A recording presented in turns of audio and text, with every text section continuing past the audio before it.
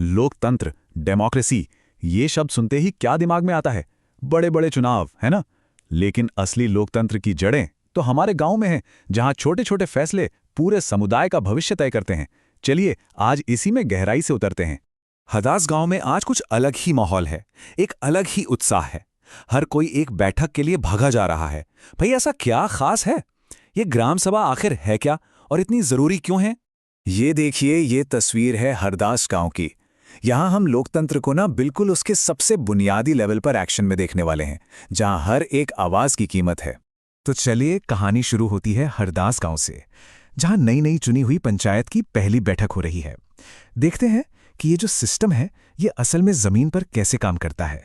तो बैठक शुरू होती है एक बहुत ही बेसिक मुद्दे से, गांव को मेन हाईवे से जोड़ने वाली सड़क की मरम्मत।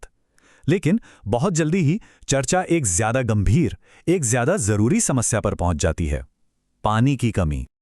अच्छा, इससे पहले कि हम कहानी में और आगे बढ़ें, चलिए 1 मिनट रुकते हैं और दो सबसे जरूरी शब्दों को समझते हैं, ग्राम सभा और ग्राम पंचायत। आखिर ये दोनों हैं क्या और इनमें फर्क क्या है? तो ग्राम सभा का मतलब बड़ा सीधा है। गांव में रहने वाले वो सभी लोग जिनकी उम्र 18 साल से ज्यादा है और जिन्हें वोट देने का अधिकार है, वो सब ग्राम सभा का हिस्सा हैं। ये कोई चुनी हुई कमेटी नहीं है, नहीं, ये तो गांव के सभी लोगों की अपनी सभा है, जहां वो सीधे अपने बात रख सकते हैं। और इस स्लाइड में ना दोनों के बीच का फर्क एकदम साफ हो जाता है। देखिए, एक तरफ है ग्राम सभा, यानी गांव के सारे लोग, और दूसरी तरफ है ग्राम पंचायत, जो उन्हीं लोगों के चुने हुए कुछ प्रतिनिधि हैं जो रोजमर्रा का काम संभालते हैं। तो ग्राम पंचायत क्या है? ये वो छोटी सी टीम है जिसे गांव वाले 5 साल के लिए चुनते हैं।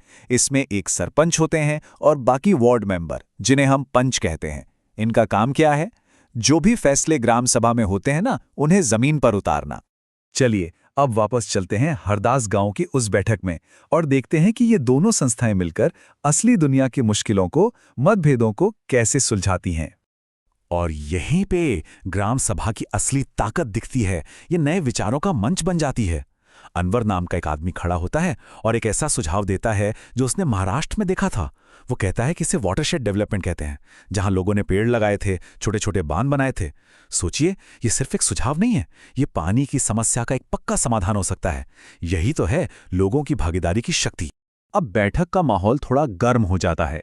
मुद्दा है गरीबी रेखा से नीचे, यानी बीपीएल लोगों की लिस्ट पढ़ी जाती है और लोगों में कानाफूसी शुरू हो जाती है कि अरे, नटवर और बिरजू जैसे लोगों के नाम इस लिस्ट में कैसे?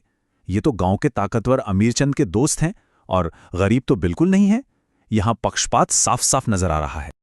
और तभी सरोज नाम की एक महिला हिम्मत दिखाती है। वो अमीरचंद के दबदबे से डरे बिना खड़ी होती है और कहती है कि ओम प्रकाश का नाम इस लिस्ट में होना चाहिए, क्योंकि असली गरीब तो वो है। और बाकी लोग भी उसकी हां में हां मिलाते हैं। देखिए, यही वो पल है जब एक आम नागरिक पूरी व्यवस्था को जवाबदेही ठहराता है। तो यहां सबसे जरूरी बात क्या निकल कर आती है कि ग्राम सभा एक तरह से वॉचडॉग का काम करती है, एक निगरानी रखने वाली संस्था। ये पक्का करती है कि पंचायत अपनी पावर का गलत इस्तेमाल न करे, पैसे की बर्बादी ना हो और जो भी फैसले हों वो सबके लिए हों, किसी एक का पक्ष ना लें।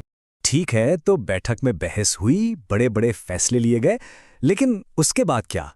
अब असली काम शुरू होता है। चलिए अब ये देखते हैं कि ग्राम पंचायत इन सारी योजनाओं को हकीकत में कैसे बदलती है। देखिए, एक ग्राम पंचायत के काम बहुत सारे होते हैं। मतलब पानी के हैंडपंप ठीक करवाने से लेकर गांव की सड़कें बनवाने तक, स्कूल की बिल्डिंग की देखभाल करने से लेकर सरकार की जो योजनाएं आती हैं उन्हें लागू करवाने तक, सब कुछ इनकी ही जिम्मेदारी है। लेकिन सवाल ये है कि इतना सब काम करने के लिए पैसा कहाँ से आता है?